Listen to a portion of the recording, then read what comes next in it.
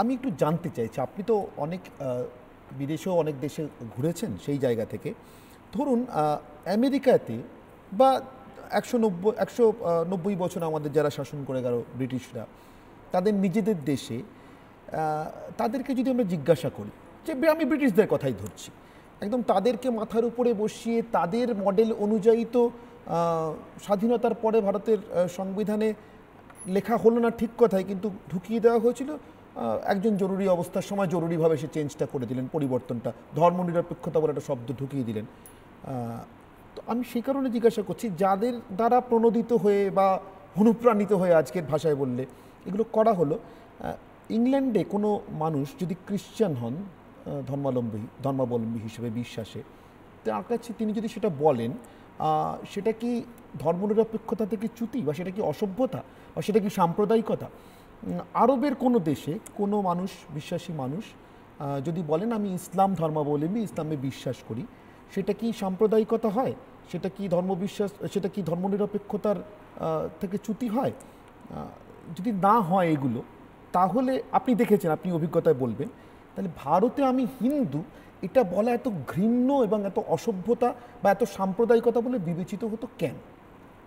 একটা কথা বলছি, এটা হয়তো তুমিও জানো, সেটা স্বামীজি বলেছিলেন। উনি যখন কাশ্মীরে ভ্রমণ করছিলেন, এক বৃদ্ধা কুল বেচছিল খুব সম্ভব, তাকে জিজ্ঞেস করে মা তোমার ধর্ম কি, স্বামীজি জিজ্ঞাসা করেছিলেন।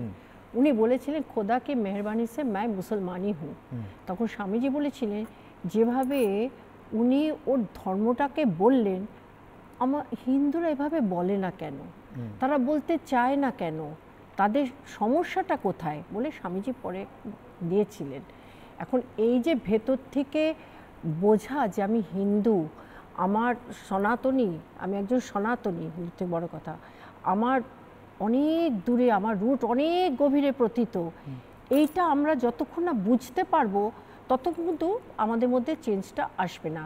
তার থেকে সবথেকে বড় প্রমাণ হচ্ছে যে ব্রিটিশরা, বললাম যে সংস্কারে আঘাত করেছিল, তাতে একটা এমন ধরনের শিক্ষা ব্যবস্থা এনেছিল যে সবাইকে ইংরেজি বলতে হবে, ইংরেজি শিক্ষা নিতে হবে, কোট প্যান্ট পরতে হবে, এরকম ধরনের একটা অদ্ভুত মানে এনেছিল যে যারা হয়তো খেটো ধুতি পরছে বা কিছু পরছে, আমাদের বিদ্যাসাগরই তো পরতেন ধুতি, তারা একটু নিচু, যতক্ষণ না স্যুট কোট পরে সে বড় করে ইংরেজি বলছে ততক্ষণ যাতে ওঠা যাচ্ছে না।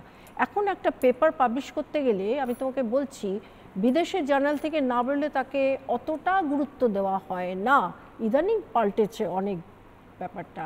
তো এটা তো একটা ব্রিটিশরা আমাদের চরম আঘাত করেছে।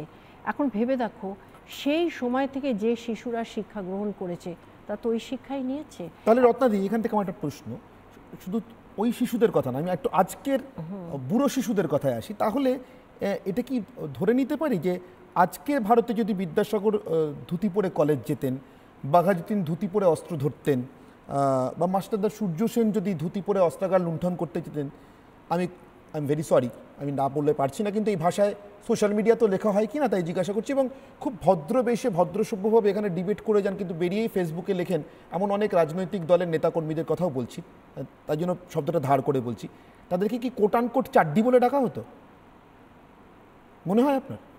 মানে সম্ভাবনা ছিল সেরকম একটা? বলতে পারে, আমি জানি, আমার খুব খারাপ লাগছে শুনতে, এটুকু বলতে পারি। তবে এটুকু আমি দেখেছি, আজ কিছু মানে আজকালকার ছেলে মেয়েদের মধ্যে একটা মানে সম্মান করার ব্যাপারটা, আমি সবাইকে বলছি না, মানে আপব্রিঙ্গিংটা এখন ঠিকঠাক হয়নি।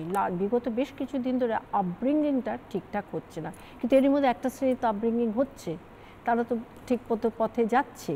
কিন্তু তুমি ভেবে দেখো যে এটার জন্য দায়ী কিন্তু অনেকটা আমাদের গডলেস কমিউনিজম। তারাও তো শিখিয়েছে ঈশ্বরকে মেনো না, এবং 34 বছর ধরে তো তারা এই রাজ্যটা করেছে যে ঈশ্বর বলে কিছু নেই, সব এটা কি সবাইকে শিখিয়েছে নাকি শুধু হিন্দুদের শিখিয়েছে বেছে বেছে?